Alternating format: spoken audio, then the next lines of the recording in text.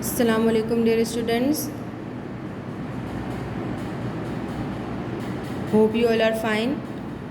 Today we will start our new chapter of science. This is your science book. This is your table of content. First chapter है हमारा classification of animals. Now इसकी अब मैं explanation start कर रही हूँ. Classification of living things यानी जानदारों को कितने हिस्सों में डिवाइड किया गया है. Everything in the world can be divided into 3 groups. जितने भी दुनिया में चीज़ें हैं उनको 3 ग्रुप्स में डिवाइड किया गया है. Some are living now, other were once alive यानी कुछ अभी भी ज़िंदा हैं, कुछ उसमें से पहले ज़िंदा थे, और and some were never alive और कुछ उसमें से ज़िंदा थे ही नहीं. Divided them into groups help us to understand how all different things in the world fit into a pattern.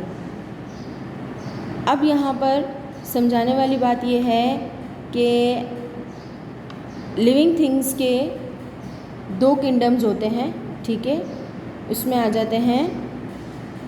2 main kingdoms are those of plants and animals. There are more than 1 million different kind of animal and more than 3,50,000 kinds of plant. यानी 1 million से ज़्यादा different kinds के animals हैं दुनिया में और 3,50,000 से ज़्यादा प्लांट्स पाए जाते हैं. सबसे पहले एनिमल किंगडम को समझेंगे कि एनिमल किंगडम क्या है. Animals can be classified into 2 main groups. Animal को 2 हिस्सों में 2 ग्रुप्स में डिवाइड किया गया है, वर्टिब्रेट्स और इनवर्टिब्रेट्स. वर्टिब्रेट्स और इनवर्टिब्रेट्स क्या होता है? ऐसे एनिमल्स जिनकी बैकबोन होती है उन्हें हम कहते हैं वर्टिब्रेट्स, और ऐसे एनिमल्स जिनकी बैकबोन नहीं होती उसे हम कहते हैं इनवर्टिब्रेट्स. यहाँ पर एक चार्ट आपको नज़र आ रहा है एनिमल्स, वर्टिब्रेट्स और इनवर्टिब्रेट्स. अब यहाँ पर जिनकी वर्टिब्रेट्स होती हैं वो पिक्चर्स आपको यहाँ नज़र आ रही हैं. जो इनवर्टिब्रेट्स होते हैं उनकी पिक्चर आपको यहाँ नज़र आ रही होती है. Invertebrates form the large group as there are over 1 million different types of invertebrates in the world. यानी दुनिया में 1 मिलियन से ज़्यादा इनवर्टिब्रेट एनिमल्स पाए जाते हैं. Insects and worms are the more easily recognisable member of the invertebrate group.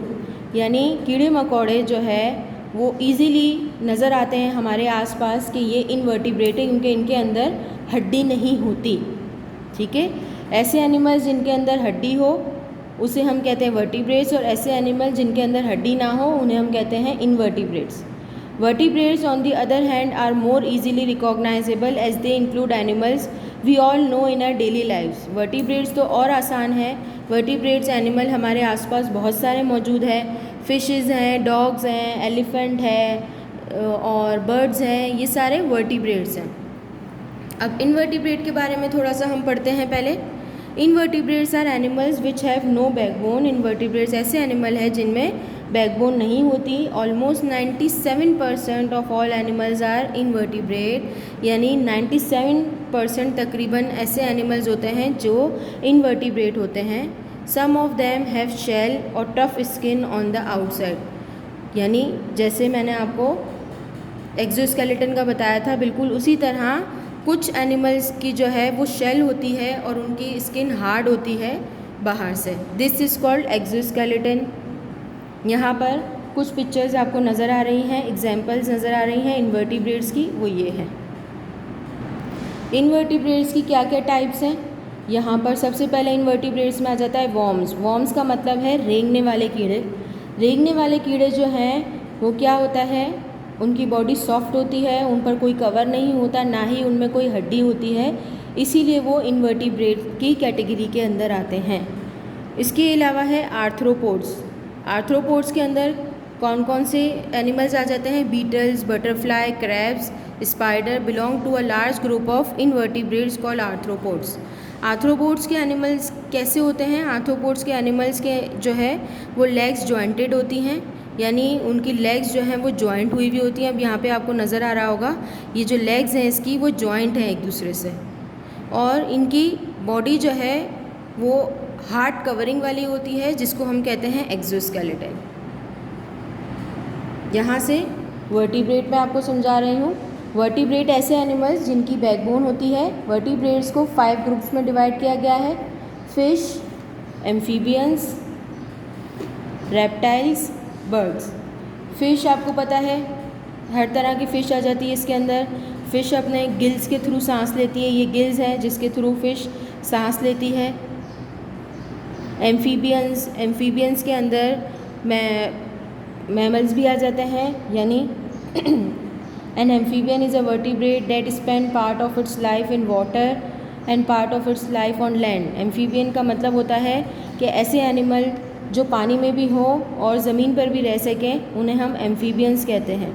जैसे यहाँ पर आपको फ्रॉग नज़र आ रहा है, फ्रॉग एम्फीबियन है। फ्रॉग पानी में भी रह सकता है और ज़मीन पर भी रह सकता है।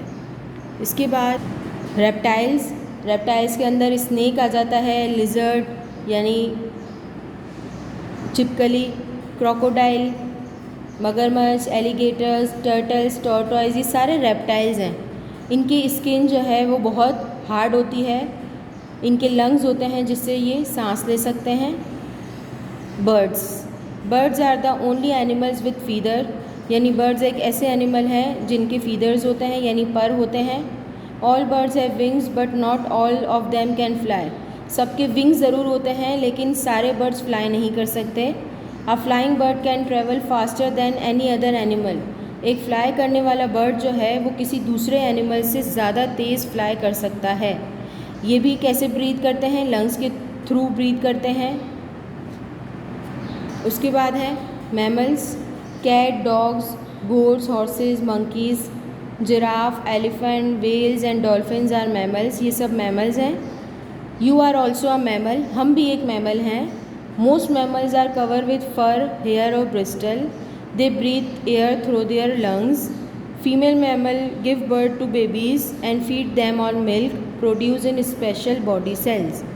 हम मैमल्स क्यों हैं? हम मैमल्स इसलिए हैं क्योंकि एक तो हमारी बॉडी का पूरा एक स्केलेटन है, उसके अलावा हम बेबी बर्थ करते हैं, इसीलिए हम मैमल्स हैं। और यहाँ पर जितने भी एनिमल्स की पिक्चर आपको नज़र आ रही है ये भी बेबी बर्थ करते हैं, इसलिए ये मैमल्स की कैटेगरी के अंदर आते हैं।